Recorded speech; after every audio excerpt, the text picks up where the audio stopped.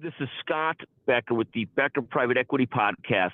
Today's discussion is really around personal finance. We'll title this All Hat, No Cattle, Don't Buy Too Much House, plus 200 financial tips. So the concept, all hat, no cattle, is this phrase that comes out of Texas originally. People that were sort of showy. They would look really fancy, but really not have the means behind it. And what we've seen over the decades is people that feel like they have to make a statement with their Lamborghini, their Maserati, their Mercedes, their car, or with their house. They have to buy more house than they can afford. Buying more house than you can afford is one of the big errors that you can make financially. And it's a big error, even if you could afford to buy the house with cash. And why do you say that? Well, with every house comes tons of other expenses. You end up with expenses like the heating bill, the air conditioning, the utilities, the landscaping, the keeping up. You end up with the tax bill every year, and property taxes in different parts of the country are worse than others.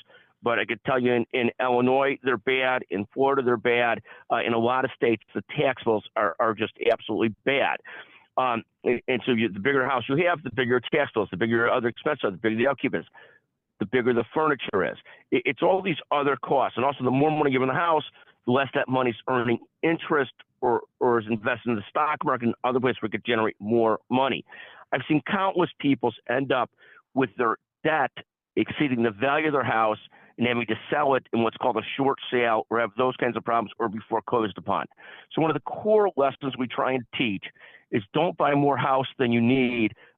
You might be tight at times. You know, we have a house where with our blended family, there are periods of time during the year it doesn't work, but most of the kids are out of the house.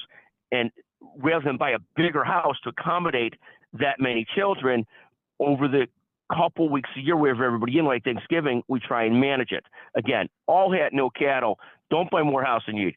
Two other financial tips, and they go hand in hand with this. Don't use debt to buy stocks unless you're a professional investor, and still don't use debt to buy stocks.